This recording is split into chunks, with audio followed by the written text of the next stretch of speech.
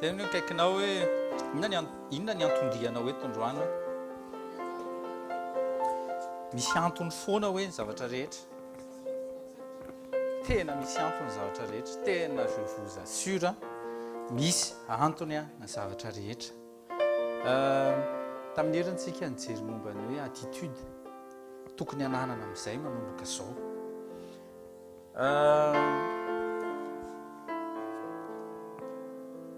Tamin'ny lakamisy moantsika nanao intercession zany ho an'izay afaka nanao fa mbola hozaraiko le lien.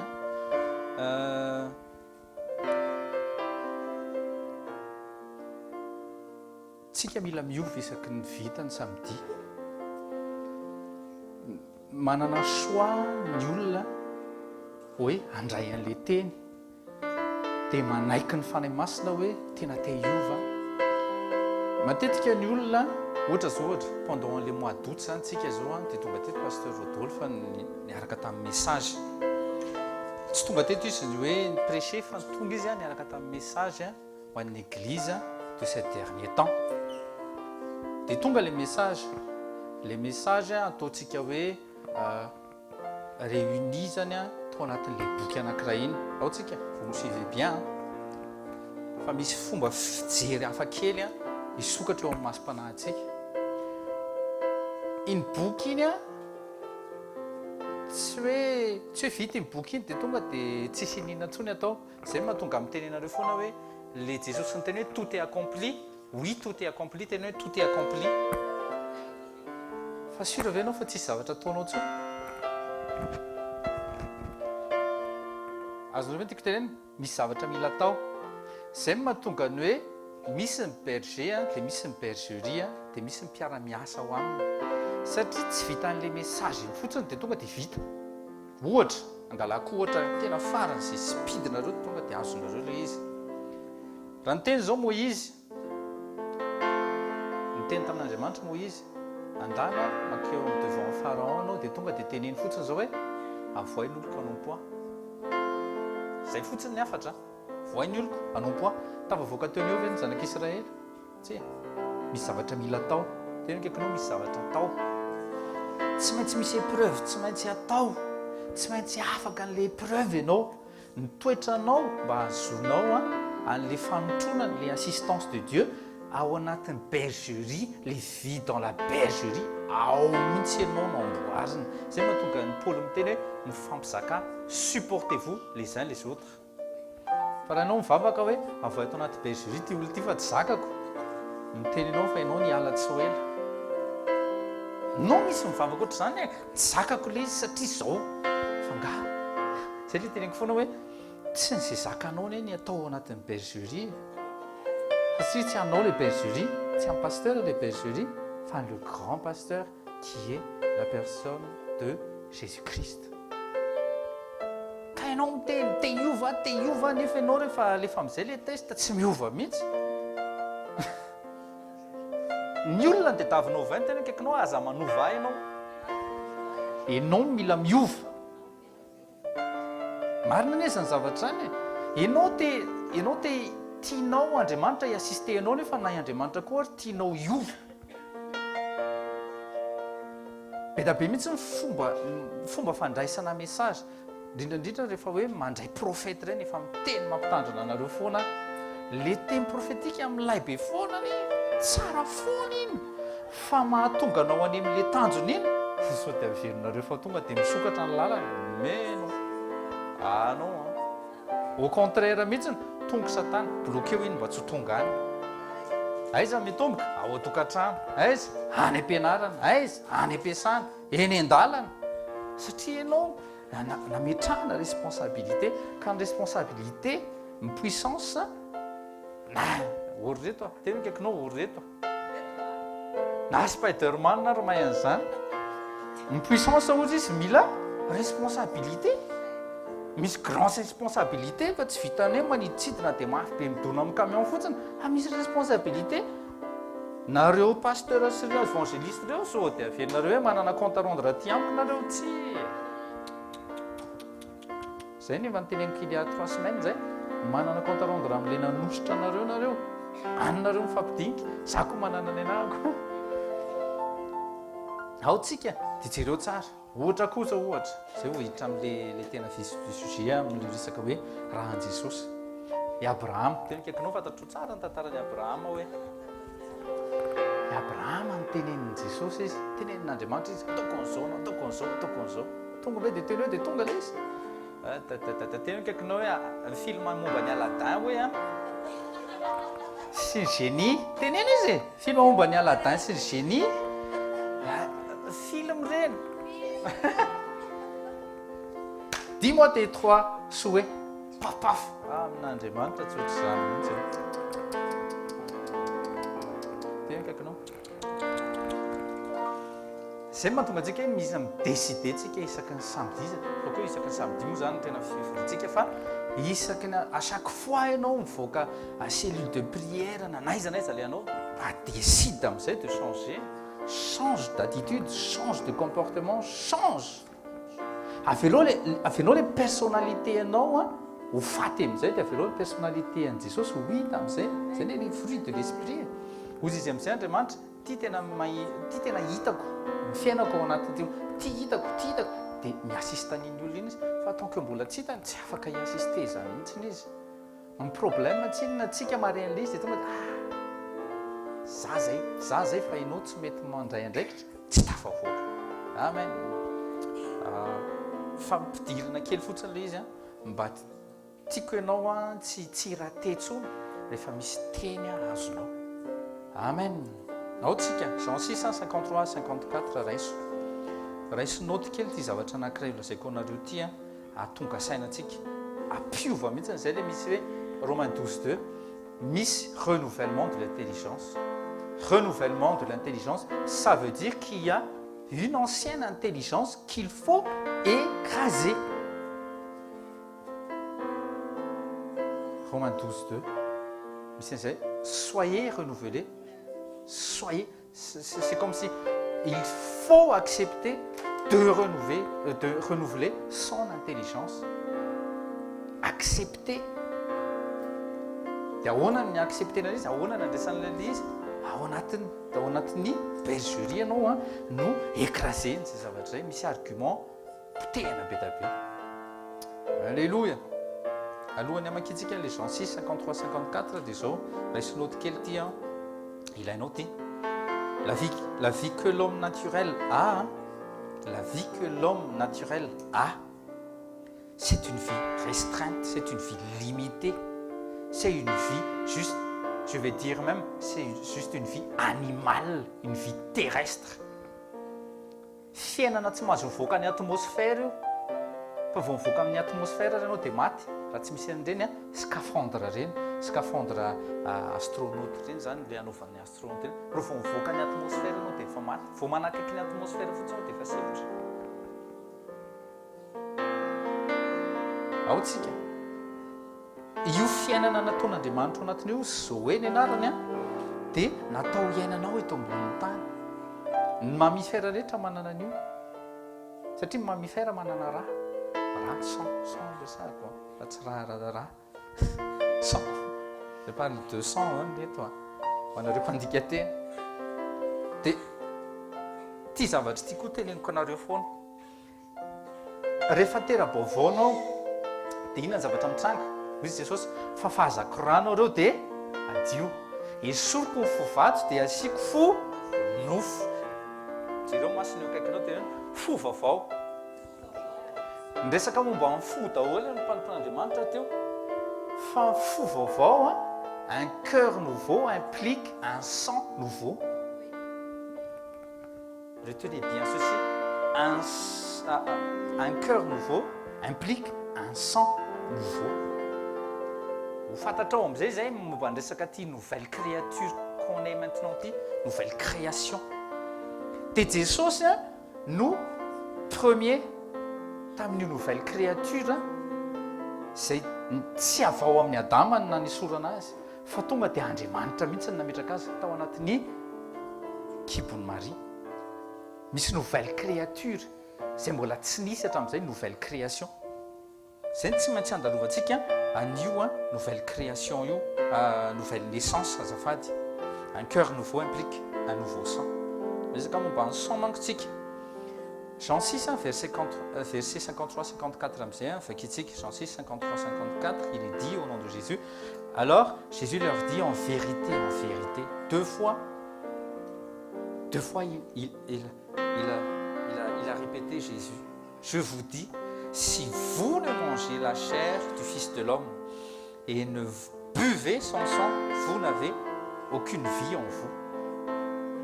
Mety mitentsika hoe c'est pas vrai ça. Direo reny olo reny miaina daholo.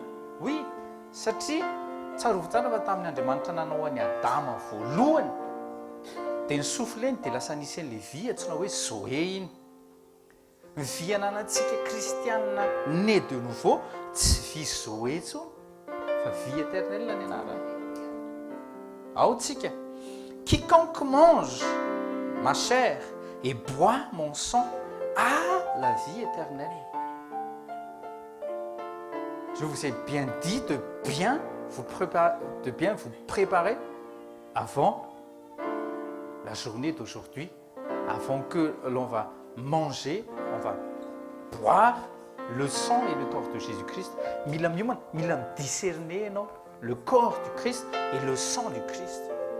Tsy fomba tany amin'ny religion tsika taloha tsony le izy. Mila manadio sainy teny kaikinao renouvelle ton intelligence hoe esoreo an-tsaina hoe sabotsy faharoa, sabotsy voalohany, lakamisy fahatelo.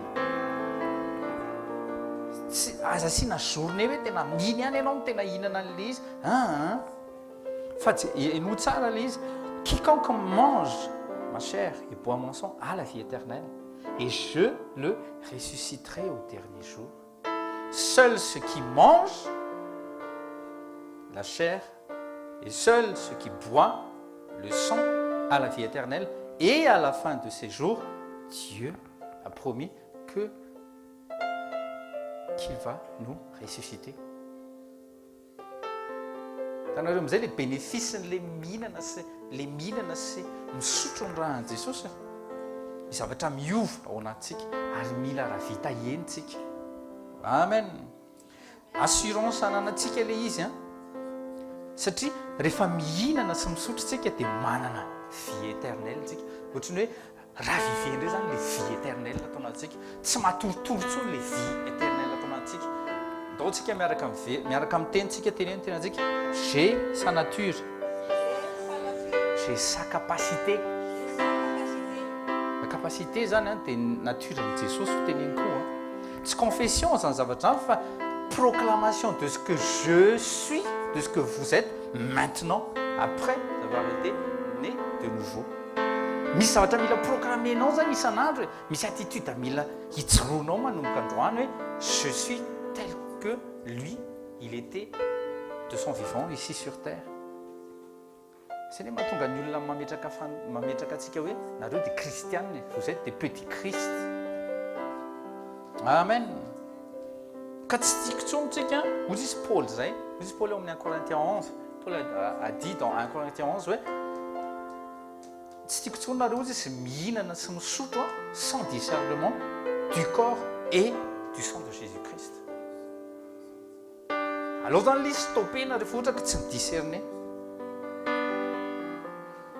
Amen. Maninona Jesosy nameny vie éternelle. Teny kaikinao fa maninona Jesosy nameny vie éternelle. Étudieo zay. Ohatrany ahoana ny fahatsapana amin'izay zavatra zay. Hoe tu portes la vie éternelle. Tu portes la vie divine. Ohatrany ahoana n'izay fahatsapanao an'izay. Isan'andro am'izay manomboka androany. Je porte la vie éternelle en moi. Ianao ve conscience ianao ve mba conscience zany. À chaque fois ianao dia les corps physiques sy les corps mental sy les corps-nao io foana no hitanao fa tsy hitanao mihitsy les corps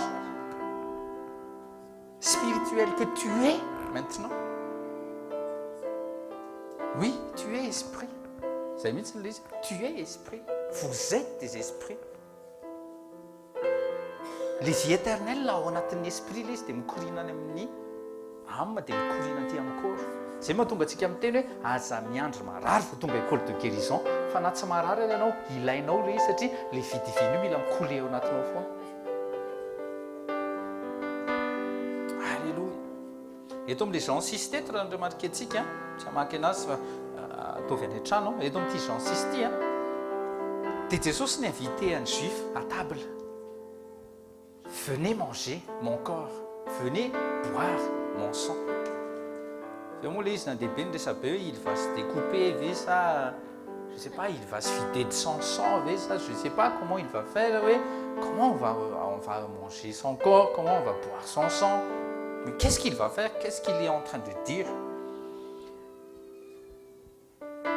Fa moa Jesosy mitondra ndray miverina ndray tsy maintsy ohatrany hoe miverina ndray tany amin'ny ancienne alliance laza momba ny tantara Mosesy sy ny zanak'Israely tany amin'ny désert.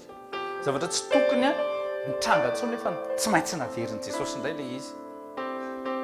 Zavatra anankiray ny zavatra tiako tenena aminareo dia zao fotsiny hoe tsy symbolika koa ny zavatra ho antsika sy zavatra sotsika rehefa avy eo. Tena tario mihitsy ny intelligence anao hicapter ny corps sy ny sang de Jésus-Christ fa hita fiovana ianao eo amin'ny fiainanao. Tena esprit amin'izay corps mihitsy manova mihitsy ny sainte seine. Zay ne mahatonga an Jesosy miteny à chaque fois que vous allez boire, à chaque fois que vous allez manger mon corps et mon sang, vous dites souvenez-vous de moi. Souvenez-vous de moi. Izy tsy resaka blabla ery anoloana ery fotsiny hoe tsarovy ny tompo ouais, ok. Tsarovy. À l'intérieur de toi, qu'est-ce qui s'est passé? Teny amin'ny Mont Golgotha. Inona ny zavatra tsy maintsy niaretan'i Jesosy mba hahatonga anao hoe rehefa mihinana an'le corps anao dia fahasalamana tsy maintsy ao anatinao. Rehefa misotro an'le sang anao dia tsy maintsy misy an'le vie divine, misy an'le vie éternelle activé indray ao anatinao. Amen. Rehefa nanao recherche dia misy 8 types de groupe sanguin moa zany, un groupe sanguin. Misy 8 types hono. Tsy niraisiko note daholo satria tsy dia besoin antsika loatra le izy. Fa misy 9e tsy mbola hita an'izao tontolo izao. Aleluia. Teny hoe kaikinao ianao manana azy. Le 9e groupe io le groupen'le créature mbola tsy nisy hatramin'izay, tsy groupe ana biby io. Amen. Fa io le sang Jesosy io tsy andairany aretina. Eo kaikinao aza manara sindra misy aretina mandalo hitanareo ny zavatra atao rehefa misy aretina sendra tonga tamin'ny lakamisy tokoa narary daholo ny eraky ny fiasana dia ohatry ny fanaoko isan'andro tsy matahotra an'le izy fa rehefa hariva nefa ny andro nanomboka ohatry ny gagné terrain be zany le grippe nanomboka ny sinify dia nanomboka ny kokoaka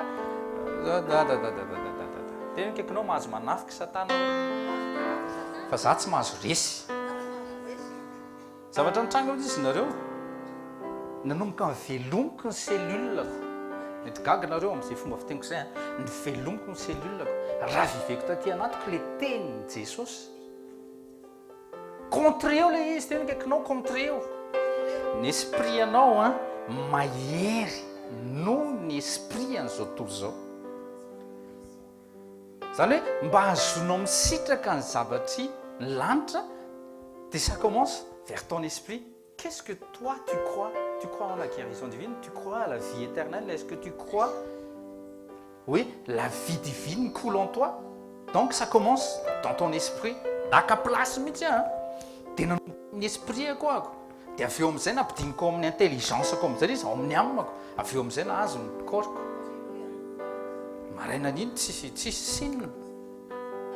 Lizy tsy hoe zafady, lizy tsy hoe navany anina, navany pasteur na navany béniine hoe tena onction de guérison. Non, tena kaikinao non. Ny kristianina rehetra hoe dia manana an'izay daholo. Misy olona tonga dia micontre an'le izy fa misy olona manaiky an'le izy. Misy manaiky amin'ny maladie eny ary eny inona toery satana dia andositra anareo izy. Eny ahoana azy inona ary ty hoe zay sitrapon'andriamanitra non sitrapon'andriamanitra talitakomi sitrapon'andriamanitra mitsangana dia batao mifandrinao amboary mifandrina c'est ça la volonté de Dieu. Lève-toi et marche, c'est ça la volonté divine. Nisy rangahy zay fa lasa nodiny amin'i Jesosy izy Kenneth Hagin ny anarany évangéliste mahery vaika nampiasain'i Jesosy. Pendant 16 ans izy nefa tena hoe maty, efa tena hoe sur le lit zany dia en biographie zany sur le lit dia hoe miandro fahafatesana dia tonga tokoa ny andro hoe amin'ny herinandro ianao maty, tonga amin'izay Satana alainay amin'izay ianao, mifaty amin'izay ianao. Dia indray aman-dreny nefa ny zareo zany ohatran'ny hoe mivavaka ihany zany isan'andro. Fa izay le tena hoe raha viveo le foi, raha viveo le tenin'Andriamanitra efa anananao, raha viveo le cellule ao anatinao zany, baikoly izy. Dina ny zavatra nataony izy nareo, mibaikoly ny tenany, nalainy ny tenin'Andriamanitra dia mivakiny ny Ésaïe 53, vakiny daholo ny verset biblika rehetra izay momba ny guérison dia niraisiny amin'izay le izy. Niraisiny amin'izay le izy, zay izy zany vao nidécider hoe je vais le vivre amin'izay la Bible. Niraisiny amin'izay le teny dia tena tafiditra avy any amin'ny esprit le izy niraisiny, nampidiriny tao amin'ny intelligence, naninona encore tsy maintsy ny accepter les corps. Oui, ny accepter les corps. Maraina an'iny izy gaga ny tao an-trano, nitsangany Lazarosy, zay io nitenenindraneo, nitsangany Lazarosy. Le olona zany ohatrany tsy dia nisy taitra akory tamin'ny voalohany fa nitsangany Lazarosy, nanangatena tao le Lazarosy. Nandro izy ny kanjo izy dia nitsangana izy nakeny ambony latabatra niaraka nihinan-kanina tamin'ny ray aman-drenibe. Zany ny zavatra tokony ataontsika fa tsy hoe misifinify ambony fandriana eo, lève-toi. Marina izy zany za tsy mamely an'izy akory foazy le ao anatinao, tiako teneny tena akaikinao, foazy le ao anatinao, foazy le ao anatinao. Amen. Zao ny type de groupe sanguin to ambonin'ny tany, fa le 9e type tsy hitany raha tsy ao anatinao. Le 9e type tsy hitany raha tsy ao anatinao. Io type io tsy hitanareo, le zany tsy afaka anaovana transfusion hoe vers O plus ohatra. Fa ny Jesosy tena tonga dia esoriny le fo taloha dia asiany fo vaovao, tonga dia même type daholo le fo, dia même type daholo le groupe sanguin. Alléluia. Ao ve tena kaikinao tsara ve ianao.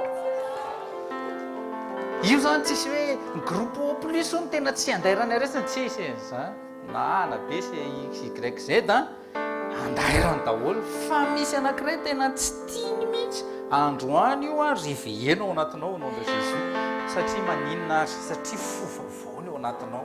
Tena reto io fo vaovao io no andraisantsika an'le coupe sy le corps du Christ rehefa avy eo. Misy ADN miova, foazina mihitsy ao anatinao, tsy le ADN avy any amin'ny andrina XYZ koa. Za taranak'andrina XYZ tsy rarahako za zanak'Andriamanitra. Misy ambony no andriana manitra, tsisy tena kaikinao tsisy. Izy koa ny andrina faratapony hoe marina zaka non za koa taranak'andrina fa sao dia mieritreritanareo fa tsisy hoe be taim-bava ndraika fa za tsy taranak'esclave zany, taranak'Andriamanitra. Amen. Ary na amin'ny tany koa ary Paul ny teny zany za ho sisy jiosy, za koa sisy romana, faites attention. Misy taona zany tsika tsy maintsy mamoaka zavatra ohatr'izany, fa zao aza miankina amin'le eto ambonin'ny tany surtout. Amen. Tsika mivoaka avy amin'ny Jesosy tsika dia jereo tsara io 9e groupe sanguin io notoriko aminareo androany, satria io groupe io no mivoaka avy amin'le tsy nanota mihitsy ny Jesosy le anarany. Tsy niraisiko noty le izy fa nisy fotoana izay zavatra zay fa mivakiko taminareo fa anjaranareo mitantaran'le izy, mijery an'le izy azafady. Jereo tsara fa nisy 14 génération avy amin'ny Abraham mandroa tonga amin'ny David. Ao tsika dia avy eo nisy 14 génération indray avy amin'ny David. Non zay moa le izy mba meo anankely hoe le verset azafady. Adama ka hatramin'ny Abraham, zay ve? Zay ve? Sira amin'izany ve zay? zay hoe lasy vakitsika lisy am'zay no vakitsika mihitsy le zay zalava tsy anao tsatopisy atsika d'accord vena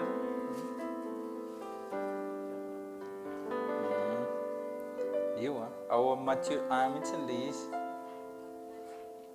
Matthieu 1 mihitsy le izy vo manomboka mihitsy zay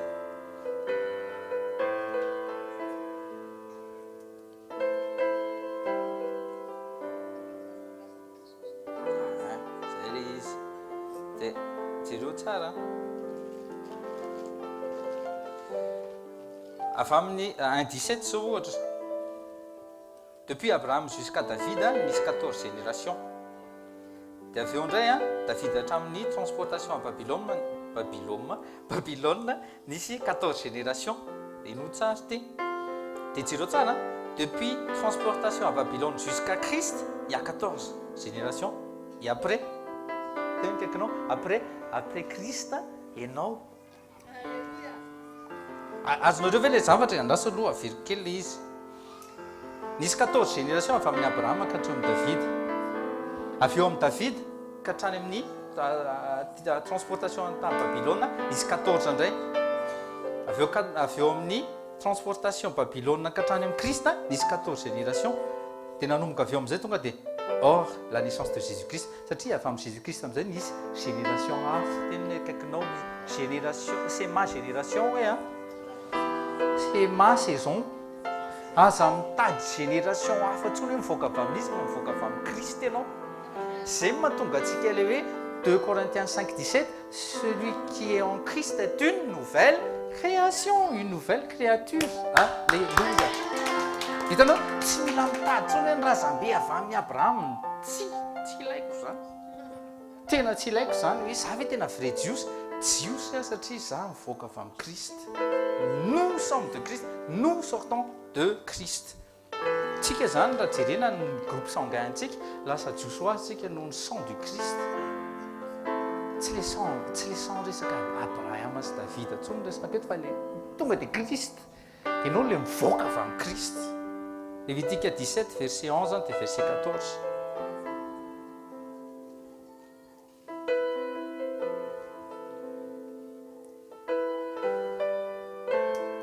Sang Jesosy mialimenter les cœurs nouveaux. De io vidiviny io mikorina atao anatintsika. Misy nature vaovao tsy maintsy iainantsika manomboka androany. Tena midécide anao hoe nature vaovao aranga. Aza mitady tsony, aza mitady identité hafa fa ny identité anao de en Christ. Tenenina akaikinao, aza mitady identité hafa tsony. Aza mitady, aza mikopie fanatique amin'ny gauche droite, fananiza, ianao tokony tonga de misidentifie en Christ. Acte 11:26 ny identité anao any amin'ny olona tonga de tokony hitany olona tena lasa kristiana le zalasy le zavavy ty. Lévitique 17 verset 11 de avy eo tonga de adingantsika verset 14. Zafady. Car le sang c'est la vie de toute créature. De toute créature, vous êtes en fait d'un homme. Le sang, c'est la vie de toute créature. Une natonga ny fanahy masina ny telentsika tamin'ny voalohany les vies terrestres atsikitany les zoé ny créature manana ny fanovany Jesosy io niala tao anatin'le raha adamika fa nampidiriny ao amin'le raha du dernier Adam am'izay tsika io natonga antsika les nouvelles créatures satria manana sang hafa tsika. Et moi je vous l'ai donné afin qu'il serve à accomplir sur l'autel le rite d'expiation pour votre vie. En effet, c'est parce qu'il représente la vie que le sang sert d'expiation. Donc, verset 14. Car la vie de toute créature tant qu'elle est vivante, c'est son sang. Sur l'union tant qu'elle est vivante. La vie de toute créature tant qu'elle est vivante. Jesus fait elle sa mat. Le sang Jésus zany velona sa maty velona. Amen. De raha vao velona izy de jereo nefa nytenenin Jesosy tamin'le nature taloha io aty amin'ny Ancien Testament tsika. C'est pourquoi j'ai dit aux Israélites, vous ne mangerez pas le sang d'aucune créature, car son sang c'est la vie. Quiconque en mangera sera exclu du peuple. Voilà l'ancienne alliance, c'est que toi. C'est cette vie, il y a vie limitée, il y a rame et tomate. Il y a rame et tomate, tu as quelque nom, et tomate. Fa, comme les derniers Adam, c'est un sang nouveau. Mi apporté vie nouvelle, vie éternelle. Alvetsikyo. Ta loi demande interdit de manger le sang. Satria io sang mi apporté vie, fa mi apporté la mort koa ilay izy. Satria mbola misy an'ilay natura adamika. Alvetsikyo. Fa ny vian'i Jesosy kosa azo sotroinao ary ny vitenanao sotroa ilay izy, hoany ilay izy. Satria tsy mitondra fahafatesana fa mitondra fiainana. Alléluia. Alvetsika. Tsika zany le vie éternelle zany mila sotrotsika mihitsy, mila hoantsika mihitsy ny nofon'i Kristy sy ny rahan'i Kristy mba hahatonga le vie éternelle connecté amin'ny vie éternelle foantsika. Ao tsika. Zay na tonga Jesosy ny teny averintsika vakiny Jean 6 54 à 57. Efa aty amin'ny Nouveau Testament zay tsika efa manomboka manoratra ny Nouveau Testamentaire amin'izay zany Jesosy ho an'le Nouveau Testamentaire, c'est-à-dire ceux qui viennent de lui, ceux qui vont sortir de lui, c'est-à-dire nous. Jean 6, 54 à 57, il est dit, celui qui se nourrit de ma chair, qui se nourrit,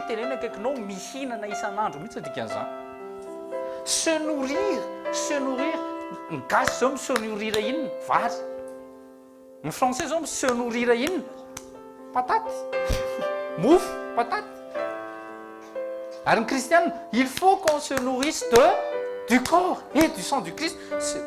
Ça, celui qui se nourrit, il faut qu'on se nourrit. Tsy mofo ny hoan'ny olona fa ny teny rehetra. Mila mamahana ny tenanao mihitsy zany ianao an'io zavatra io. Celui qui se nourrit de ma chair et qui boit mon sang a la vie éternelle. Mbola naveriny any. Et moi, je le ressusciterai au dernier jour. Et nous, verset 55. Sokafo ny sofim-panahintsika. Car ma chair est vraiment une nourriture. Pour qui? Pour qui? Pour moi, pour toi. Ma chair est vraiment une nourriture. Comprendre, ça c'est français, grammatique. Et mon sang est vraiment un breuvage. Zany hoe tena manafaka etaeta mihitsy zany, tena manafaka etaeta. Alléluia. Celui qui mange ma chair et boit mon sang demeure en moi. Tanareo amin'izay ilay izy. Hitany torian'ny pasteur Rodolphe fa nisy fotoana. Hoy izy, atao ananantsika communion voalohany dia tsy maintsy mampiasa an'ity vatany ity izy. Dia meu corps du Christ sy sang du Christ anie azafady. Tsy maintsy matérialisena ilay izy. Ao tsika, jereo tsara ny tamin'ny voalohany teny, tsy hita. Ny parole tamin'ny voalohany ny teny Andriamanitra dia raisin'ny olona. Fa aveo ilay teny tonga nofo, matérialisena ilay teny. Zany hoe zavatra avy amin'Andriamanitra zany tsy maintsy matérialiseny ilay izy mba hahatonga ilay izy sitrahantsika ao anatin'ny surnaturel. Dia matérialiseny koa ilay corps sy ny sang amin'ny alalan'ny mofo sy divay. Tsy symbolika. Dia soro an-tsaina mihitsy izay resaka symbolika izay. Ny olona rehefa symbolika dia lasa miditra amin'ny rituel fotsiny. Lasa fahazarana ilay izy avy eo misotro dia mihinana, misotro dia mihinana, misotro dia mihinana. Vakeo ny Corinthiens 11 tezitra be mihitsy ny fanahy masina dia nampilaza amin'ny Paul vaovao. Mety tena tsy mety ny zavatra ataonareo. Satria nareo ohatra mihinan-kanina ozy izay mihinana an'ilay mofo, dia ohatra misotro rano nareo misotro an'ilay divay. Fa nareo tsy midiscerner an'ilay corps sy ny sang du Christ. Alléluia. Ka ny corps sy ny sang du Christ zany dia tadidio tsara, c'est un vrai breuvage, c'est de la vraie nourriture. Il aime demeurer, demeurer, 56, celui qui mange ma chair, boit mon sang, demeure en moi, et moi je demeure en lui. Mifapiditra, tena quelque nom mifapiditra. C'est les communions. Lui en moi, et moi en lui. Hitanareo? Ty zany avy eo lasa rehefa miditra amin'ny vavako ty dia lasa ça fait partie de moi. le sang quand je bois, ça va faire partie de moi. Symbolique ilay izy fa matérialiser ny Jesosy ny corps sy ny sang mba hahatonga antsika hanana an'ilay communion ao aminy. Mazava ve ilay izy io? Verset 57, Jean 6, 57. Le Père qui m'a envoyé a la vie en lui-même, et c'est lui qui me fait vivre. Ainsi, celui qui se nourrit de moi vivra lui aussi par moi. Tsy hitako tsony zay afaka expliquena plus amin'ilay fa tena tonga dia efa mazava koa zany, tsy mila révélisa, tsy mila révélena tsony zany. Ao anatin'ny fihinananao sy ny fisotroanao dia ilay zavatra nomen'Andriamanitra any Jesosy lasa tonga dia lasa velona atao anatiko ihany koa ilay izy, velona ao anatinao ilay izy. Fa mila conscient zay ianao. Ka vao manafika ny aretina, manomboka izao velomy tsy ny ambo-po fa velomy le mahay anao tonga dia toery Satana dia andositra anareo izy. N'accepte plus aucune maladie, n'accepte plus, aza mitoléré maladie zany mihitsiny. Hoe ty ngamba mila ametrahako tanana koa raha ohatra hoe miresaka amin'ny olona indray, ametrao tanana daholo ny aretina rehetra, ny rehetra, tena kaikinao ny rehetra. Teto zany dia voalaza mihitsy fa c'est le sang de Jésus-Christ qui nous fait vivre. Il faut se nourrir du corps et du sang vivant, éternel de Jésus-Christ, parce que ce sang est vivant. Velona io raha io, tena kaikinao raha velona io. Fa ny raha maty, za koa mba nihinana raha maty taloha za tena friandny ranako asiana vary fa tsy azo hohanina satria raha maty. Fa zao friand izy ty raha velona sy nofo velona satria manina Jesosy révélé ao aminay mihitsy ty zavatra ty. Hitanareo nareo ve tsy mba mananetaeta tena kaikinao ianao ve afa-po amin'ny fiainanao zao ve ianao? Za aloha tsy afa-po. Tsy reconnaissant aoka aloha izy tsy ventre guillaume kely fa sao dia zay nareo hoe tsy afa-po amin'ny fiainako zay omeny Jesosy ako misaotra an'Andriamanitra, fa le afa-po amin'ny fiainako hoe stagne non, je n'accepte pas. Misy vie nouvelle napetraka ato, misy zavatra tsy mbola révélé atao anatiko ato, tsy manaiky raha tsy révélé le izy. Zay le tenako anao fana prière antsika tokony à partir ny hoe nouveau-né tsika tokony misy zavatra foana miova isan'andro, tokony mitombo ianao isan'andro. Jo io zao vao hitanay teo ny fitombony tena enjana be. Wow, gloire à Dieu, satria tsy mitapaka sahy mihitsy izy, matavy tsara noho ny mamany. Ka misy fotoana noho ny église dia ny tenin'Andriamanitra, le teny hafahafa eto matavy le izy. Fa est-ce que le corps du petit bébé est-ce qu'il accepte? Sa mirégurgité foana izy. Rehefa tsy mirégurgité izy, rehefa tsy mandoa, mampatavy ianao io, mampatavy spirituel le teneniko eto fa za matahotra indray miazo tavy hafa mampatavy spirituel le izy. Migrandir zany ataoko hoe migrandir spirituel mba hahatonga tsika calme tsara ao anatin'le izy. Ao ve tsika? Ka zao zany tena mila mihinana sy misotro ny raha Jesosy ianao dia misy vie éternelle ao anatinao. Tena kaikinao porteur de vie éternelle ianao na porteuse. Reto mba conscient zany tena sérieux, mba conscient zany tianao io tsy tokony hitaraina intsony. Tena marina zany manomboka zao tsy tokony hitaraina intsony ianao. Mila miprendre décision ianao, mila miprendre décision ianao dia velominao le mahainao anao any anatinao any, toerinao zay zavatra rehetra tsy amin'ny sitrapon'Andriamanitra. Zay nanomboka tamin'ny herintsika, change d'attitude, comporte-toi comme un prince, fils du roi.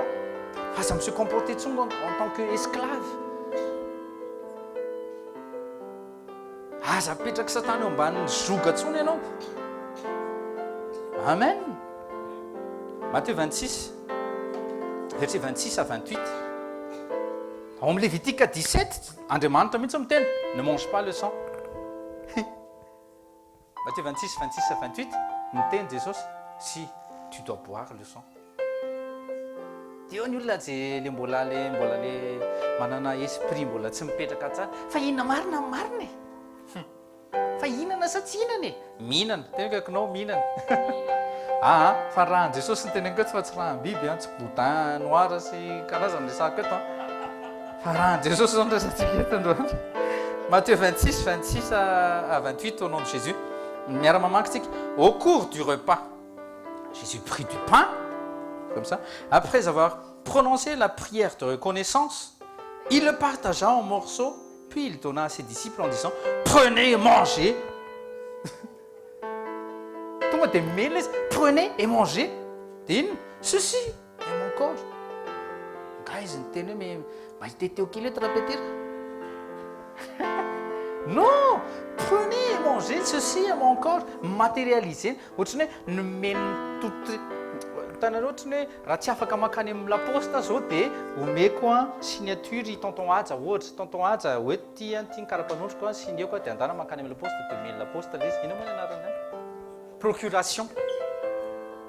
Oui, symbolique zany lay fa tena oui tonton Aja rehefa tonga eo amin'ilay pièce en poste dia il me représente car rehefa pendant en Sainte Seine le sang et le corps représentés par le vin et le pain.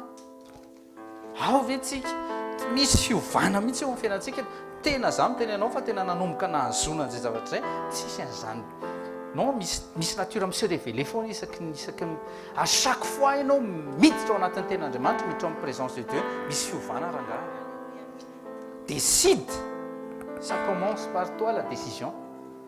Tsy ny qualité an'ny séminaire, tsy ny qualité an'ilay séminaire azotsika tamin'ny volana ola izy fa le volana o iny nahazo be da betsika fa manomboka avy eo amin'izay. Zay le nytenen'ny Doc Mike tamin'ny heriny hoe après amin'izay qu'est-ce qui va arriver, qu'est-ce qui va se passer à l'intérieur de moi, dans l'assemblée et en dehors des murs, de nos murs zany le tsika manao secoule. Verset 28 à 27. Ensuite, il prit une coupe, après avoir remercié Dieu, et il la leur donna en disant, buvez-en tous. Sérieux, hein? Taizandray nareo nahita an'io zao tao amin'ny Jean 2. Jereo tsara, zavatra nitranga, lany ny divay. Lany ny divay, tena hoe lany ny divay. Jesosy tsy miteny hoe andana maka ripetera, andana mitoto raisin speed. Dia servio.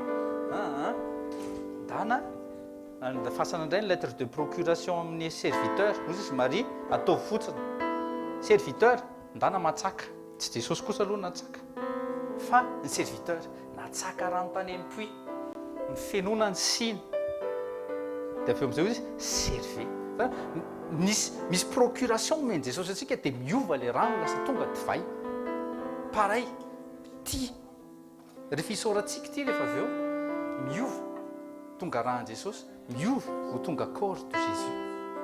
Misy communion amin'izay raisitsika avy eo hohanitsika le izy dia ninona tsy sitrapon'Andriamanitra rehetra que ce soit dans votre esprit, âme et corps expulsé. Satria manina satria tonga amin'izay ty rano ty raha sy ty corps ty zany ohatrany hoe miconstruire raisinao ty raha sy le corps ty miconstruire an'le nouvelle créature que nous allons être zany rehefa tonga amin'izay Jesosy zay natonga azy miteny hoe je le ressusciterai au dernier jour. Io zany no antsony amin'izay dia mitsangana io ny corpsika zany alléluia le corps céleste c'est amboarin'Andriamanitra sy construisen'Andriamanitra amin'ny alalan'ny corps sy ny sang-ny ihany no fety.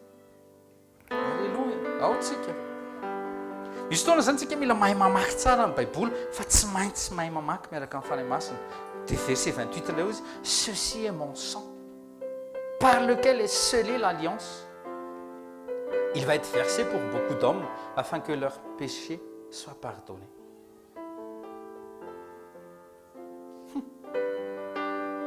Misy fotoana zany Andriamanitra zay no mahatonga ny hoe tsy maintsy nijery ny Lévitique 17 tsika teo dia avy eo tsy vao nakaty amin'ny Matthieu 26. Misy ny ancienne alliance dia misy nouvelle. Maninona ny nasiana nouvelle satria tsy manan-keritsony ny ancien zany tsy manan-keritsony fa tsy maintsy fantarinao any tena kaikinao tsy maintsy fantarina ihany satria image n'le vaovao le izy tsy parfait zany tsy parfaite le alliance taloha ny fanekeny tamin'ny zay taloha rehetra tany fa nanao vaovao izy ao amin'i Jesosy. Ny ancienne alliance zany afaka regrouper antsika avy any amin'ny les 14 générations, 14 générations, les vakitsika tao, Abraham jusqu'à David, de David jusqu'à transportation jusqu'à Christ. Fa à partir en Christ, à partir en Christ, nouvelle alliance. Ianao zany tsy mifantoka afa-tsy ao anatin'ny nouvelle alliance io amin'izay manomboka izao. Ao ianao satria ao ianao miteraka. Zay mahatonga antsika tsy maintsy maka an'izay foana. Aka ohatra anankiray koa, ohatra Exode 20 verset 7, vakio vetivetika ny Exode 20 verset 7. Aza manonomona foana ianaran'i Jéhovah-Andriamanitra. Gaga l'izy, c'est l'ancienne alliance. Tu ne prendras point le nom de l'Éternel ton Dieu en vain. Exode 27. Car l'Éternel ne laissera point impuni. Tonga dia misy punition mihitsy. Celui qui prendra son nom en vain. Faty amin'ny nouvelle alliance, Jean 14, 14 ohatra. Inona no Jean 14, 14. Si vous demandez quelque chose en mon nom, je le ferai. Jean 16, verset 23, 24. Demandez, vous recevez, vous dites, à présent, vous n'avez rien demandé en mon nom. Marka 16 koa zao dia efa haitsika tsara. Ino? Androaka dia vola amin'ny anarako. Ao ve tsika? Ka le zany indraindray tsika voafitaka. Inona ary ny antony? Philippiens 2, 9 à 11. Satria, c'est pourquoi Dieu l'a élevé à la plus haute place et lui a donné le nom qui est au-dessus de tout nom. Pour qu'au nom de Jésus, tout être s'agenouille dans le ciel, sur la terre et jusque sous la terre. Et que chacun déclare Jésus-Christ est Seigneur à la gloire du Dieu le Père. Alléluia. Alléluia. Tena afy io raha io. Afy io raha io. Afy io corps io.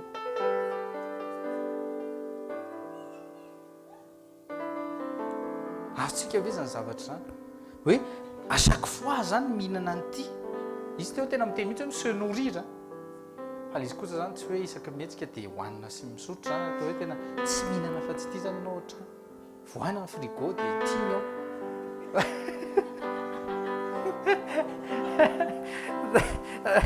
Tsy mandray atendrony ohatr'izay le izy fa ianao zany afaka tena manao an'izy isan'andro mihitsiny. Satria ianao te hiaina le vie éternelle.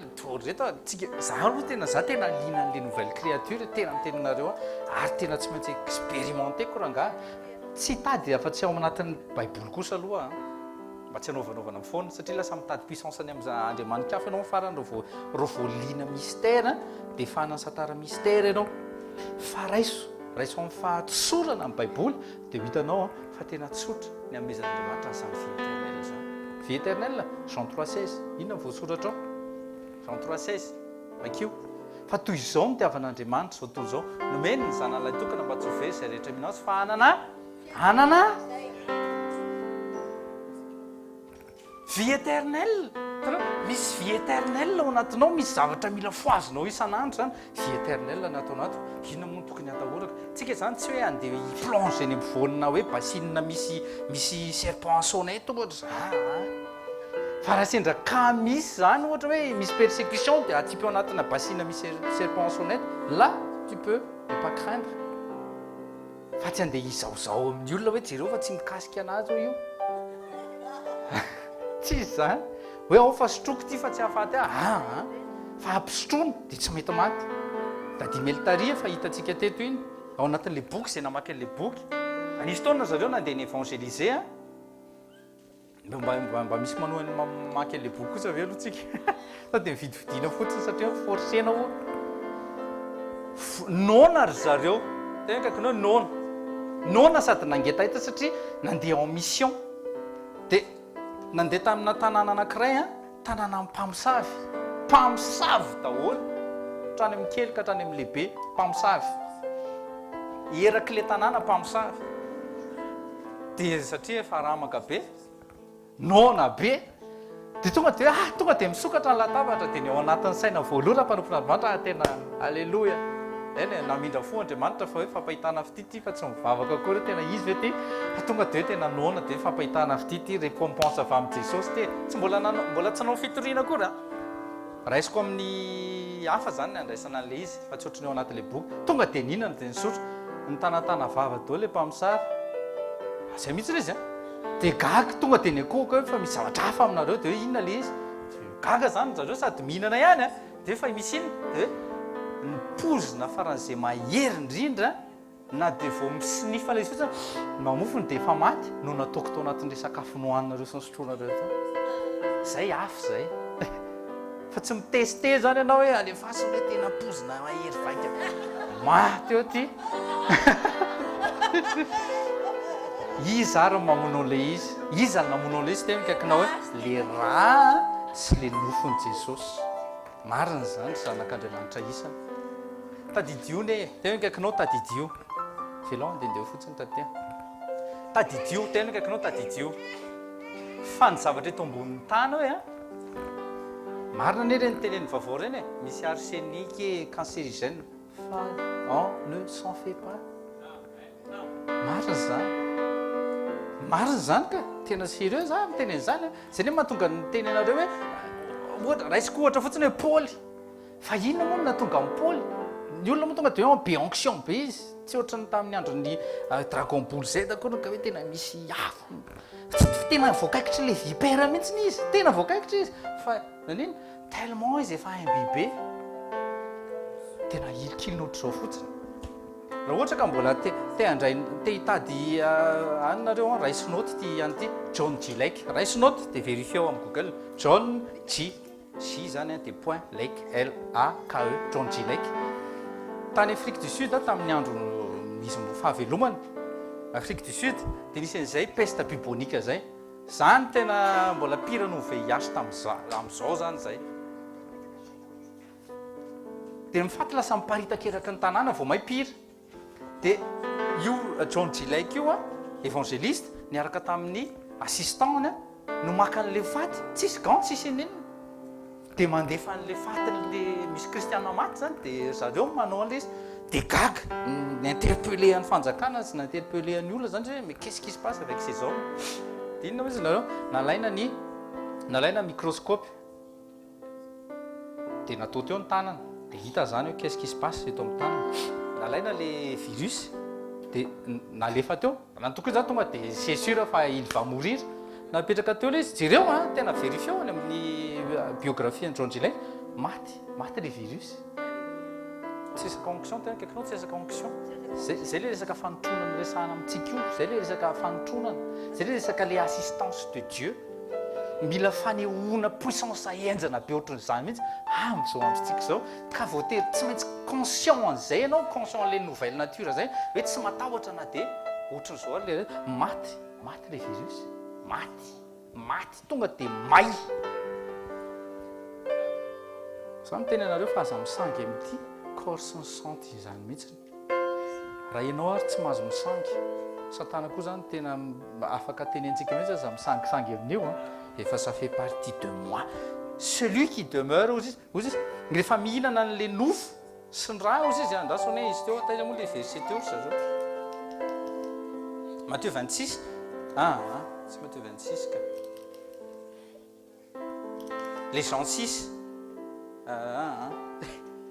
Jean 6 54 à 57 et c'est verset 56 celui qui mange ma chair et boit mon sang demeure en moi et moi je demeure en lui teny kaikinao mba hainao ve ny lanjany zany Jesosy ao anatiko de sura ve ianao hoe teneny mihitsy sura ve ianao hoe fa ny grippe mbola tafajanony ny cancer mbola tafajanony fa inona fotsiny dikany Esaïe 53 mila ampafantarinao ny tenanao de ampafantarinao le maladie hoe izy ianao marina ne zany zavatra zany le maladie ataontsika indreo aveo kosa aza iraina fotsiny tena milay be ny onction ny tena tena proclamation izy zavatra iny ahoana tsy tadidiko tsara là où il y a le Saint-Esprit zany de misy atmosphère changer fa le Saint-Esprit izy teny kaikinao fa izy moa le Saint-Esprit zao ao anatinao izy oui ao anatinao izy Zany ananantsika ny arme de Dieu, armure de Dieu anaovanao, ny corps sy ny sang ny ao anatinao, ny esprit ny ao anatinao, inona mbola tetavinao, tekatra inona mbola tetavinao non le izy kosa ne tena ndraindrayntsika tena miexagéré andry zalasa ça va on cherche quoi encore fa ina any mbola tetavinao ty zay mihitsy tena mbola tena hoe maeritrereto ane le izy ny corps ny sang corps sang ianao io zany avy eo anao mbola asiany armure de Dieu any eo aminao di inona mbola atahoranao any satany tenkakinao tsy atahotra tsonona nga bien sûr Goliath tsy maintsy hijoro foana fa bien sûr tsy maintsy tapaka foana ny lohany alleloia maso manana rahalahy efatra izy fa tsy maintsy tapaka koa ny rahalahiny efatra ao anaty baiboly zany nanana rahalahy efatra izy izy kambana taminy mihitsy tsy Davida atsony fa ny forme olona Davida mba hanapaka nylohandreo zao mety zay ka atsika mety za tsony manapaka azy fa nareo ndray manapaka mety Jesosy tsony amin'izay izy fa ianao amin'izay mba mila manapaka eto amin'ity Europa ty au nom de Jésus amen ka zao discerneo amin'izay ny corps sy ny sang de Jésus Christ ndao atsika any amaky le 1 Corinthiens 11 dia andray tsika avy eo tena kaikinao ao tsara ve ianao tena tiako mihitsy ianao hoe raha ao tsara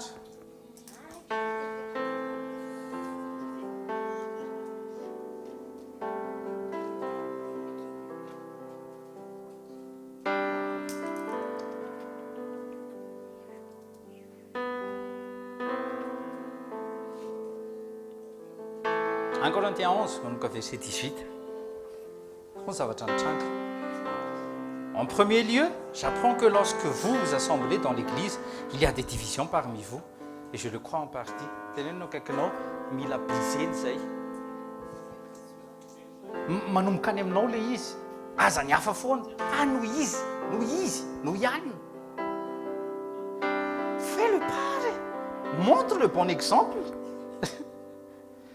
Zay le teneko hoe aza miandry ny ianona iovo. Zay anao vao hoe androso amin'izay lalindalina kokoa. Adinao anao.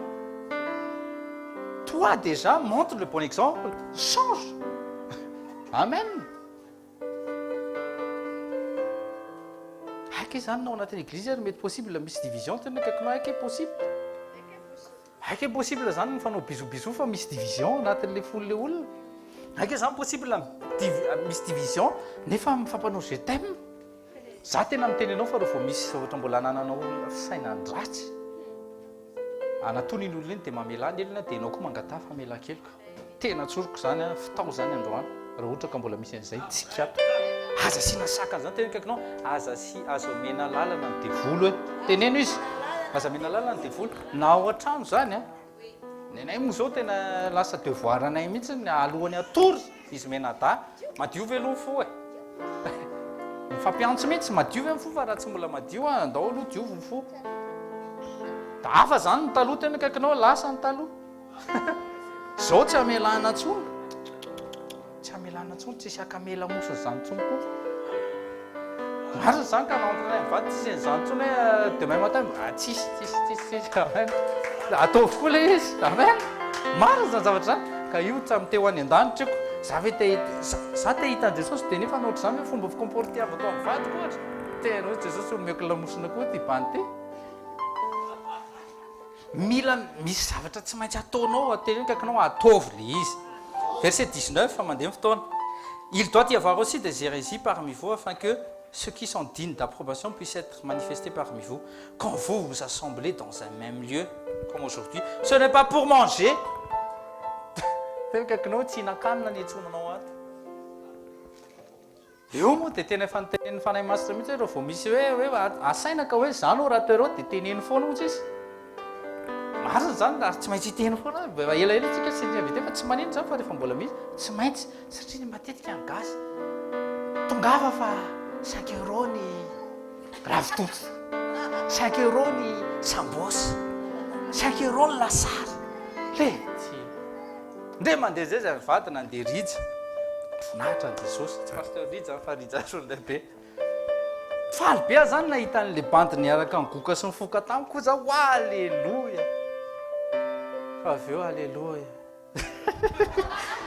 kivy be avy eo miperaka anakany sezaka satria naneny satria averiny fa mbola le za taloha aloha zany mbola tsy hitan'le fruit zako zany mbola tsy nainany eo an'le fruit koa ny tena marina mbola tsy hitany koa le fruit le parfum du Christ koa mbola tsy hitany mbola mifofondratôma zany reny teo de zay koa ve alahy ty ozy izy de nanomboka avy teo aloha za misy zavatra bizarre zany tsy ozy izy hoe as za ozy izy tsy miratiny onoa le fomba firazany azy ohatrany hoe fety kristianina aty ozy izy sady be sipa no mifanaovana bizina de mitantana assistantena business izy sambosa sy lazary de nitanjona sipa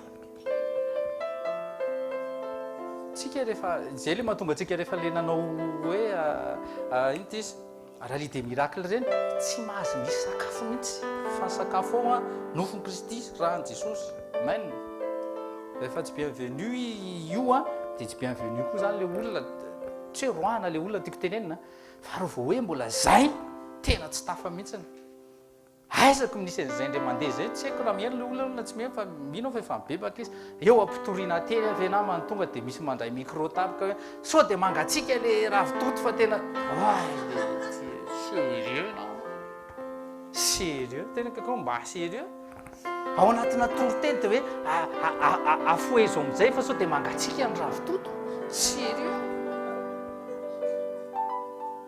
tena tsy nenan'le ravitoto tena tsoroko tena tam'izay tena antan'io tonton tata didiko tsara tena naiky tonga de naiky andeha fa tsy maintsy nijanona satria tsy maintsy nanitsy an'le olona be da be ny olona nasaina tam'izany tena tsoroko anareo nisy vazaha be da be nisy étranger be da be raha tadidin'zay ekipa tam'izay tata be da be ny tonga tsisy sady voalohany indrindra tsisy afa tsy teny gasy tsisy nandika teny fa teny gasy pendant 1 heure angambany de resaka sakafo lasa daholo l'étranger io am'izay anao pasteur amitory tena tonga de fanitsiana aloha tam'izay tena tsoroko avy eo mbola nandefa ihany taratasy hoe alina loatra ny fotoana alefaso am'izay mivary sy ny de amin'io efa taradononga mantamin'iny tsy zadidiko tsony sy tontonta tena kaikinao miova verset 21 zafady fa ndoatra nitatra tapaka le izy 1 Corinthiens 11:21 car en mangeant chacun prend son propre souper avant les autres l'un faim l'autre ivre quoi n'avez-vous pas des maisons pour y manger et pour boire ou méprisez-vous l'église de Dieu faites-vous honte à ceux qui n'ont rien que vous dirais-je vous louerai-je à ce sujet non je ne vous loue pas vous savez car j'ai reçu du Seigneur ce que je vous ai aussi donné vous savez teo tsara tsy naka révélation tamin'ny tamin'ny Matthieu Marc Luc John nakory zany Paul teto fa j'ai reçu du Seigneur zany hoe nahazo révélation tamin'ny Jesosy manokana mihitsy izy mba hikorrigena ny Corinthianina tena akaikinao hoe bediny Corinthianina de misy taony tsika ihany tsy maintsy bedesina kely ohatran'izay hoe tsy mety anie le fomba finananareo zafady ny corps du Christ sy fisotroanareo le sang du Christ de naveriny fanahy masina le izy ozy izy c'est que le Seigneur Jésus-Christ la nuit même qu'il fut trahi prit du pain voalohany indrindra zany rehefa mihinana sy misotro de ohatrany hoe mise commémorer ny zavatra nitsanga mihitsy anao mba nahatonga an'le mofo sy le raha ho tonga fihinana avy tsika naverina mihitsy zany ohatrany hoe naverina zéro tany amin'ny point de départ mihitsy nahatongavan'le corps sy ny sang du Christ afaka fihinana azonao le vie éternelle Paul teto après qu'il les remercié naverina mihitsy il le remplit et dit prenez et mangez tonga de zara am'izay azafady prenez et mangez ceci est mon corps mbola naveriny Jesosy zany tena akaikinao ceci est son corps qui est rompu pour vous faites ceci en mémoire de moi iny dikan'iny iny le Ésaïe 50 verset 6 raha isoankana ane Ésaïe 50 verset 6 Ésaïe 50 verset 6 iny raha zavatra nitranga ao izy tsy niteny hoe on m'a dénudé le dos fa ohatsy j'ai présenté mon dos zany hoe il l'a bien voulu tena akaikinao manana anjely ane Jesosy manana anjely afaka miambina azy izy ary afaka niteneniny teo anatreha amin'ny Pilaty mihitsy zany raha zao any izy miantso douzaine de légions d'anges. Ça va être... ça va chauffer. C'est l'heure où tout comme ça, les tourne. J'ai présenté mon dos à ceux qui me frappaient. C'était un limite les dos. Mais joue à ceux qui m'arrachaient le poil. Ça, c'était c'est autre chose. Jésus fa tena nisy poil teo. Dia nongotany zalamata be zany ny poil de Jésus. Mais joue à ceux qui m'arrachaient le poil. Je n'ai pas caché mon visage aux outrages ni au crachat. Alléluia. Zay no natateraka an'ilay Ésaïe 53 verset iny hainao tsara. Ndao vakina ilay izy mitsangana ianao. Mitsangana dia tonga dia zarao ny tonton. Le corps, c'est le sang de Jésus-Christ. On va lire ensemble, c'est Ésaïe 53, verset 4-5. Raiso au nom de Jésus. Dia raiso ny anjara fanasitrana anao ohatrany tapindokatra ny ampanady ihany koa. Ary voalaza teo ihany koa fa ny resaka hoe any aminy sy any amin'ny esprit anao, c'est karazana blessure. Décide de guérir au nom de Jésus. Au nom de Jésus, on va lire. Vraiment, il a porté nos souffrances. Il s'est chargé de nos douleurs. Malgré tout, nous l'avons estimé qu'étant ainsi frappé, il était battu de Dieu et affligé. Mais il a été blessé pour nos transgressions. Il a été meurtri pour nos iniquités. Et le châtiment de notre paix a été sur lui. Et par les coups qu'il a reçus, nous sommes guéris. Reçois et recevez votre guérison dans le nom de Jésus. Alléluia. Alléluia. Prenez le corps. Débrisez aussi. Moi, c'est masse. Faites ceci en mémoire de moi. Il a brisé le pain. Il a rompu. Parce que c'est là. Il s'est offert. Dia reste le corps dia brisé ao mihitsy. Satria amin'ny alalan'iny brisement iny mahatonga anao mandova fanasitrana. Ésaïe 53 verset 4-5. Reste brisé ao mihitsy. Brisé. Faites ceci en mémoire de moi. Brisé.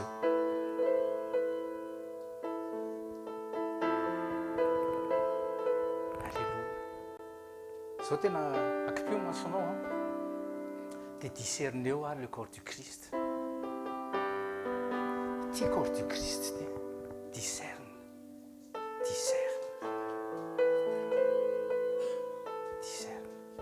Ohatrany tsy ampy ty zavatra ty. Ay mbola misy.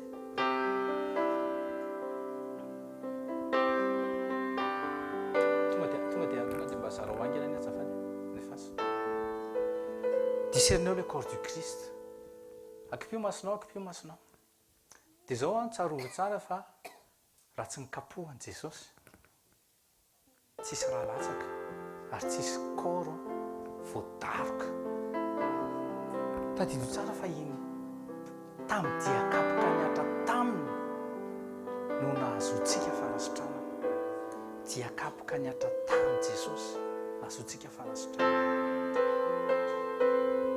Ao anatin'ny fihinananao an'ity corps ty raisy ny fanasitranana anao. Et soyez conscient à partir d'aujourd'hui parce qu'il demeure en toi à cause de ce que tu manges. Et toi, tu demeures en lui parce que tu crois ce qu'il a fait, ce qu'il a subi, ce qu'on lui a fait subir, les flagellations, les coups qu'on a portés sur lui. Par ces meurtrissures, nous sommes guéris. Prenez et mangez.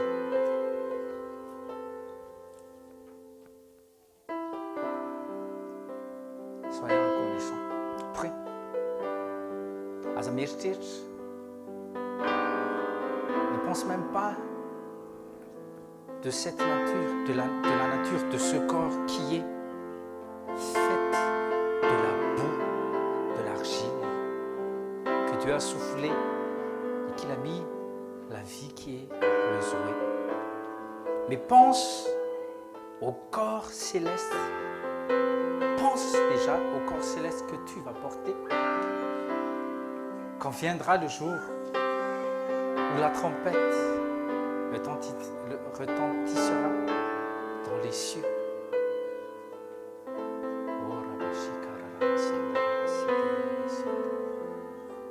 Provoque le choc maintenant même dans ton corps.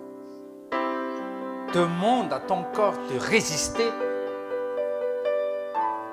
à tout type de maladie. Et il est écrit que le diable s'enfuira de vous. Nom de Jésus. Résiste à toute maladie. Il s'enfuira. Père Céleste, merci. Parce que maintenant, ton ADN, ta nature et notre nature, nous sommes nés de nouveau. Nous avons déjà un corps. Oui, ce n'est pas encore le corps céleste, mais déjà, nous manifestons ce corps céleste qui est déjà, que nous portons déjà à cause du Christ qui est en nous, à cause de ton Esprit Saint qui apporte la vie divine et qui coule en nous et qui coule à travers nous. Ravive les cellules. Ravive les cellules. Au nom de Jésus. Ne laissez pas vos cellules endormies. Parle à votre cellule. Parle à votre corps mortel. Il est dit dans Romains 8, verset 15, verset 11, que l'esprit qui était en Christ, qui a ressuscité Christ d'entre les morts, il donnera vie à ce corps mortel,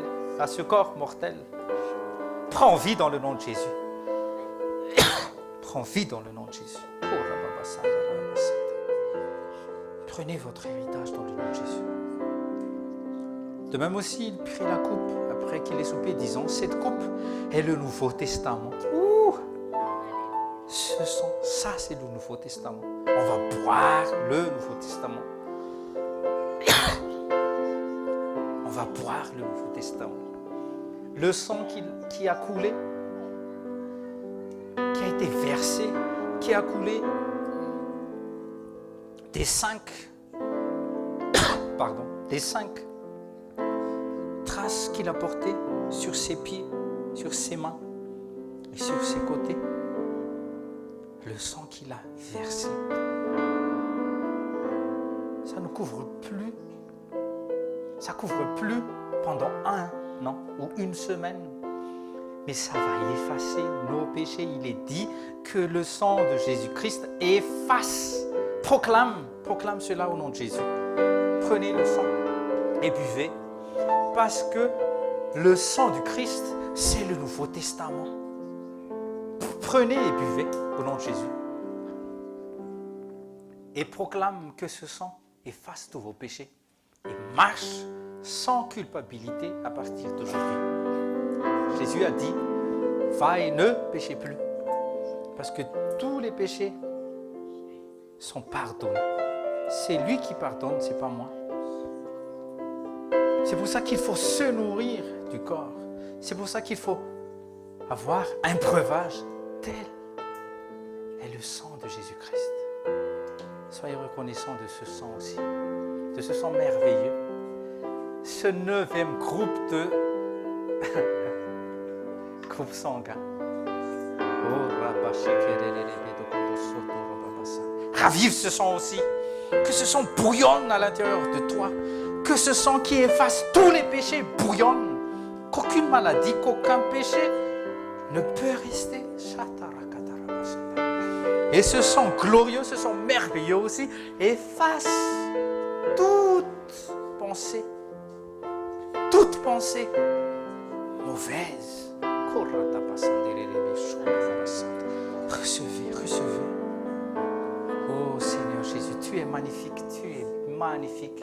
Merci parce que tu nous as permis de manger, de se nourrir de ton corps qui est vraiment une nourriture. C'est pas la manne que Moïse et les Israélites ont mangé, mais ils sont morts encore. Mais nous, Seigneur, proclame ceci avec moi. Nous, Seigneur, nous avons mangé ton corps. Et oui, Seigneur, nous nous sommes abreuvés de ton sang. C'est un sang vivant qui coule en nous de la tête aux pieds. C'est le sang précieux de Jésus-Christ qui est vivant, qui coule à l'intérieur de moi.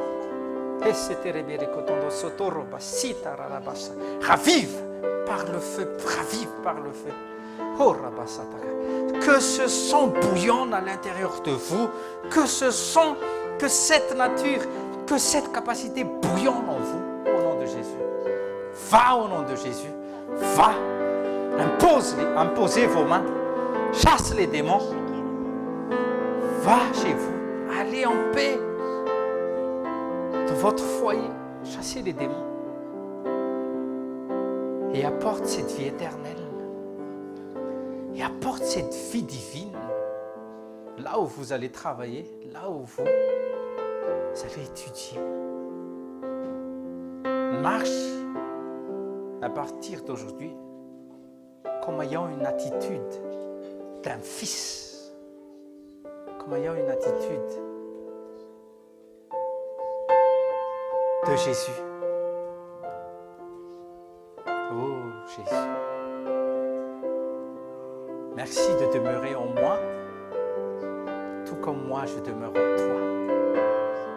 La vie éternelle est en moi. Aucune nature adamique, aucune nature pécheresse, aucune nature de la mort ne peut plus résister. Parce que j'ai mangé, parce que j'ai bu le corps et le sang qui amène la vie éternelle en moi. Dans le nom de Jésus-Christ, j'ai décrété Amen. Alléluia. Amen. Amen. Amen. Soyez renouvelés tous les jours de votre vie. Vous pouvez vous nourrir chaque matin ou chaque soir avec le corps et le sang de Jésus-Christ. Ce n'est pas un péché. Ce n'est pas un péché. Dis avec moi, ce n'est pas un péché. C'est lui qui a dit, il faut qu'on se nourrisse du corps et du sang de Jésus-Christ. Alléluia. Ok. Donc, nous avons bu, nous avons mangé. Nous sommes une nouvelle créature. Dites avec moi, je suis une nouvelle créature. Amen. Je vais me comporter en tant que tel. Alléluia. J'ai plus peur de telle ou telle maladie. Amen. À cause de celui qui me fortifie. Je suis fortifié à cause de ce que je viens de manger, de ce que je viens de boire. Alléluia. Tout ce qui se passe maintenant, c'est que nous sommes purgés de toutes sortes de mal. Oui, que ce soit spirituel ou émotionnel ou corporel, corps matériel. Donc comportez-vous en tant que tel au nom de Jésus. Sois béni dans le nom de Jésus. Bonne semaine bénie dans le nom de Jésus.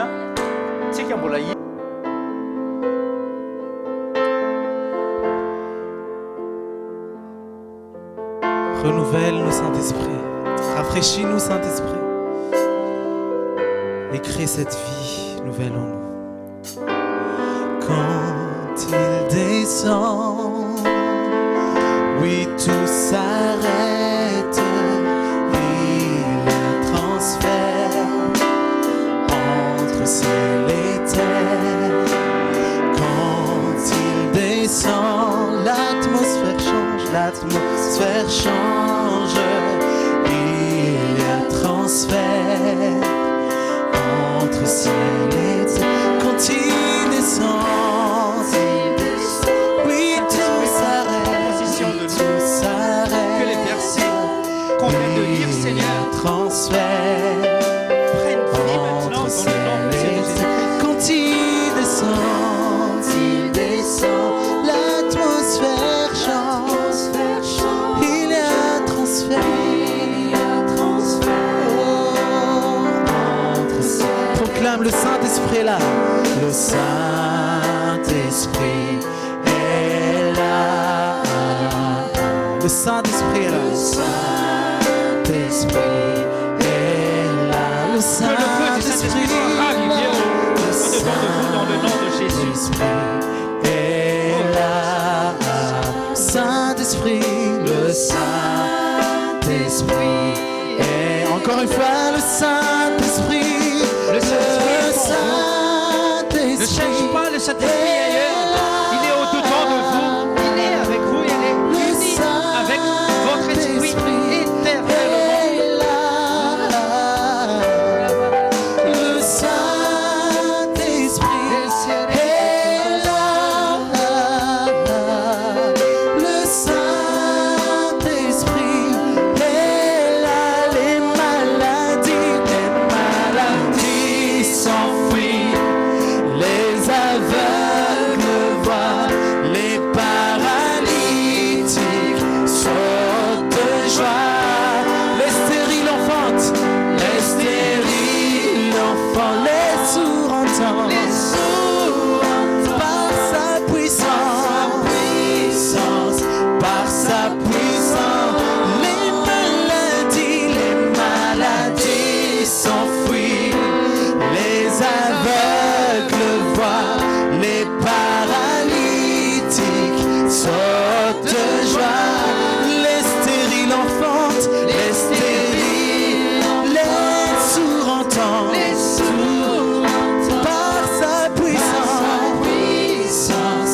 Par sa puissance. Par sa puissance. Proclame, Il transforme. proclame prophétiquement. Par sa puissance, il guérit. Par sa puissance, il renouvelle.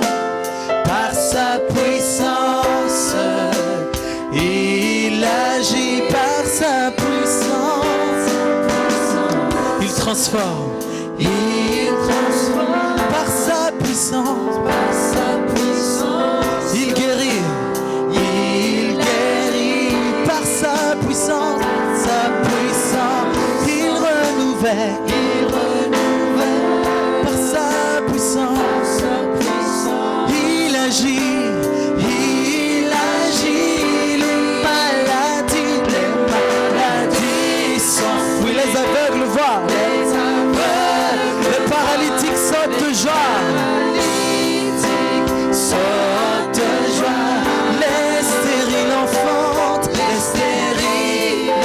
Les sourds entendent. Par sa puissance. Par sa puissance. Les maladies s'enfuient. Les aveugles voient. Les paralytiques sautent de joie. Les stériles enfantent. Les sourds entendent. Par sa puissance. Par sa proclame encore avec foi. Les maladies s'enfuient. De tout ton cœur. Aveugle voient. Les paralytiques sautent de joie. Les stériles entendent. Les sourds entendent. Oh, par sa puissance. Crois de tout ton cœur. Une dernière fois, proclame. Les maladies s'enfuient. Alléluia. L'aveugle voit. Les paralytiques sautent de joie. Oh, les stériles enfantent. Les sourds entendent. Oh, par sa puissance. Par sa puissance. Dis-le, le Saint-Esprit est là. Le Saint-Esprit est là. Même si tu ne le vois pas, il est là.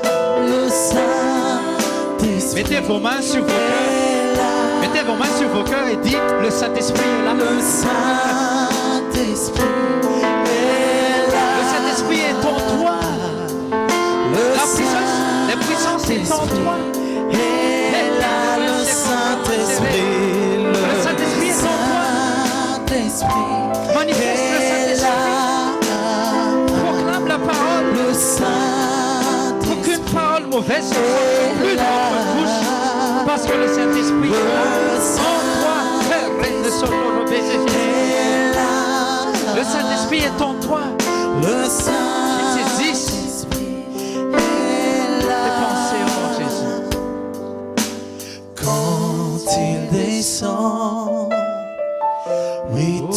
s'arrête, il y a transfert entre ciel et terre. Le transfert est accompli aujourd'hui dans le nom de Jésus. Vous avez reçu ce que vous attendez depuis longtemps.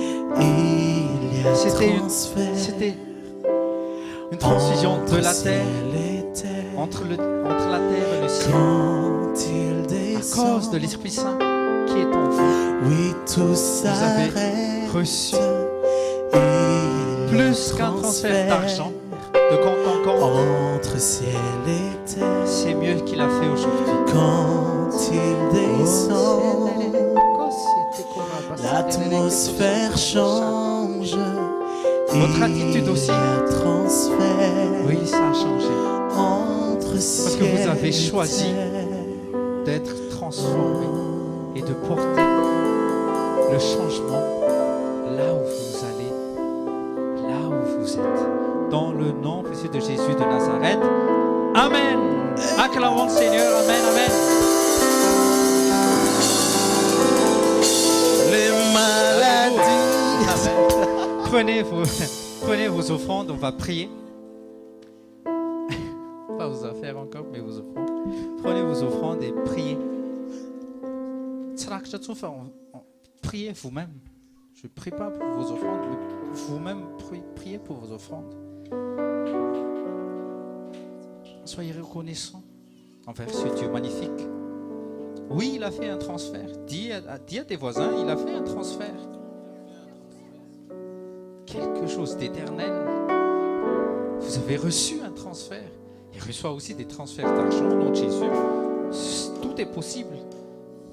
Il y a un transfert d'héritage d'Abraham en Jésus-Christ. Recevez ce que vous avez aussi en Jésus-Christ. Priez avec moi. Père Céleste, dans le nom de Jésus, merci.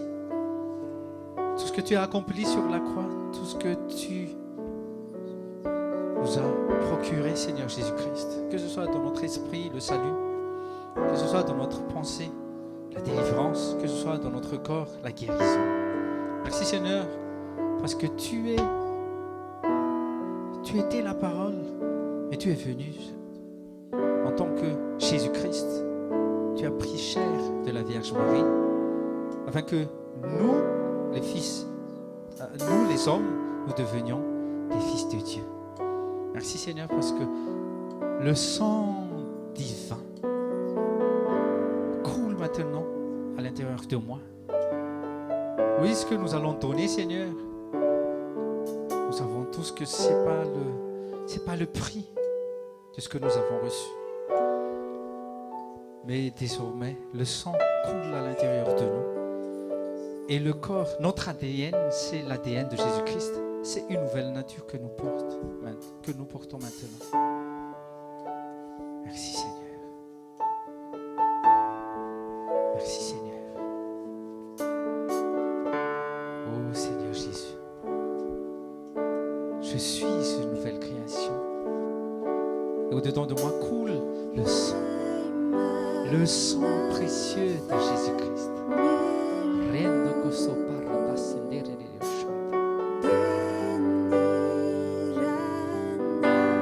Oui, ton sang Jésus-Christ efface mes transgressions, mes péchés.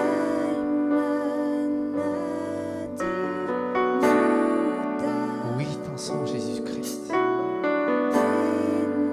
Ton sang seul efface tous mes péchés.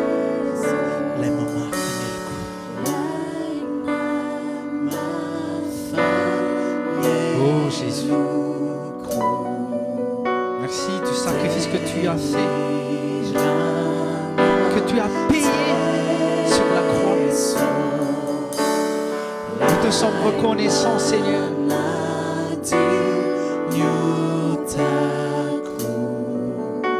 Parce que tu l'as fait, parce que tu nous aimes.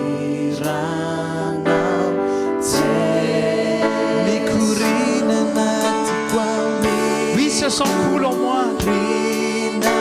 Le sang de la nouvelle alliance, le sang de la nouvelle créature. Le sang par lequel je suis identifié fils de Dieu. Et maintenant j'ai Dieu que j'appelle Père, Abba. Oh, ton sang est merveilleux, ton sang coule en moi, Seigneur. Qu'aucune maladie de sang règne dans cette assemblée au nom de Jésus. Ce sang coule en moi. Proclame, ce sang coule en moi. Le sang de la nouvelle créature.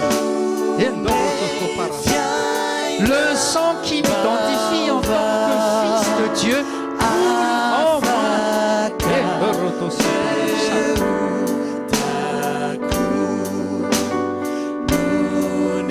Merci Seigneur pour ce sang.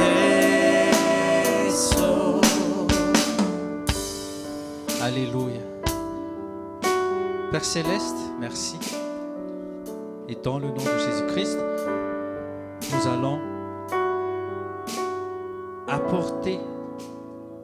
allons porter ce sang, cette nature. Nous allons manifester cette nouvelle créature que nous sommes au dehors, Seigneur. Dans ce monde, Seigneur. Dans ce monde qui sont encore sous le joug de telle ou telle maladie. Dans ce monde où même quelques membres de notre famille souffrent encore de culpabilité parce qu'ils ne trouvent aucun remède au péché. Mais à travers nous, Seigneur, œuvre. À travers ces personnes, œuvre, Seigneur. Parce que tu as dit que les péchés qu'ils vont pardonner au ciel vont être pardonnés. Parce qu'ils vont proclamer la délivrance et le ciel vont proclamer la délivrance.